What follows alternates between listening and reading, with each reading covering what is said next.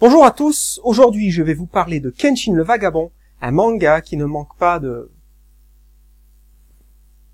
tranchant.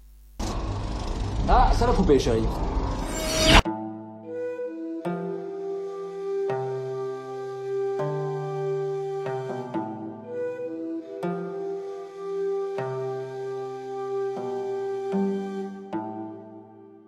Kenshin le Vagabond est le fruit de l'auteur Nobuhiro Watsuki. On pourra le retrouver avec d'autres mangas tels que Buzo Renkin ou encore Embalming. Kenshin commence à être prépublié dès 1994 au Japon et arrive en France en 1998 chez Glénat. La série, dans son édition simple, se termine en 28 volumes et Glénat propose également une édition perfect en 22 tomes. Le manga sera adapté en film d'animation, mais également en série télévisée.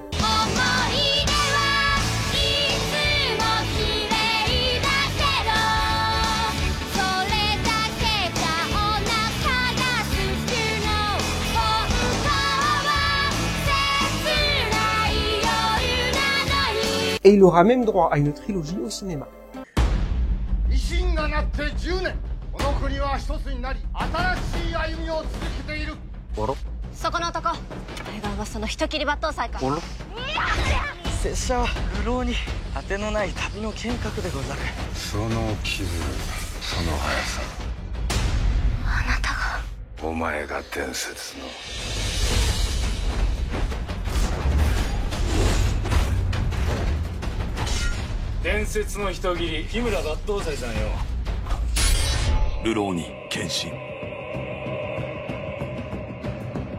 Le manga nous plonge dans le Japon de la fin du 19e siècle. Cette période, appelée ère Meiji, représente des années difficiles pour le Japon, aussi bien sur le plan culturel, politique que social. En effet, ce fut une période où le pays tenta de mettre fin à sa politique d'isolement.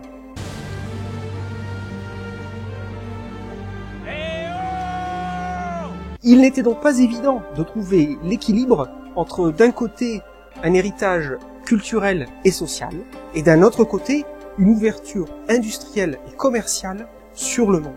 C'est dans ce contexte que nous rencontrons à Tokyo Kenshin Himura, un vagabond. Qu'est-ce que tu voulais, toi? Qu'est-ce qu'il y a? Ah, c'est mon quai, c'est toi, toi. Je t'emmerde le coup. Ah, c'est mon quai, c'est mon quai, c'est mon quai. Curieusement, il se promène avec un sabre à sa ceinture, violant ainsi l'interdiction du port d'armes en vigueur à cette époque. Never.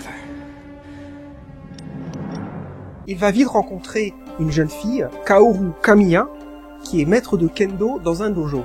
Elle est à la recherche du célèbre assassin Batosai, qui menace l'avenir de son établissement. Mais, suite à un retournement de situation, il s'avère que l'homme qu'elle recherchait était en fait un imposteur, mais que Kenshin, lui, se révèle être Batosai. Un assassin légendaire au maniement du sabre inégalé et aux techniques surhumaines.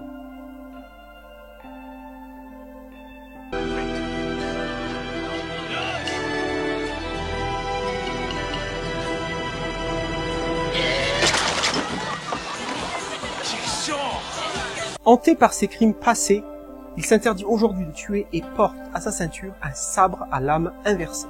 Il aspire à une vie paisible, mais son passé n'aura de cesse de le rattraper. Que ce soit d'autres assassins en quête de défis, la pègre ou encore le gouvernement, il va se retrouver dans des situations où la promesse de tuer sera de plus en plus difficile à tenir.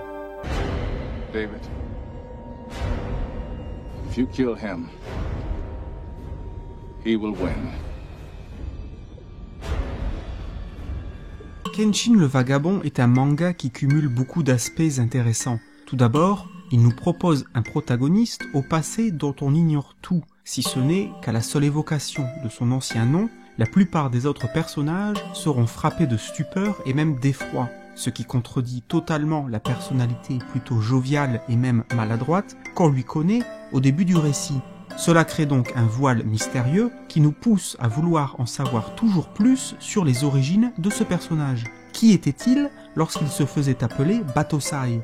Quel rôle a-t-il joué dans les batailles de l'époque? Qui a-t-il assassiné pour être affublé d'une telle réputation et de cette aura mortifère? Comment a-t-il obtenu de telles capacités presque surhumaines au sabre?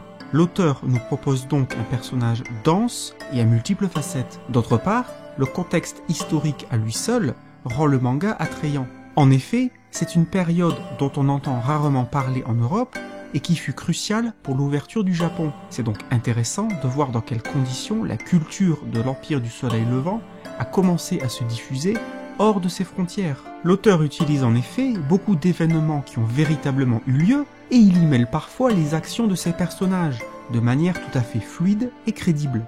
De nombreuses notes de bas de page viendront apporter des précisions et un peu de culture sur l'histoire du Japon, telles que des dates et des descriptions de batailles clés de l'époque. Enfin, le récit n'est pas dénué d'humour, ce qui est bienvenu et viendra contrebalancer certains affrontements parfois sanglants. Au final, Kenshin le Vagabond est un exemple d'éléments bien dosés, ce qui fit son succès. Imaginez une leçon d'histoire qui n'est à aucun moment rébarbative, celle-ci étant composée de mystère, d'aventure et d'une pointe d'humour.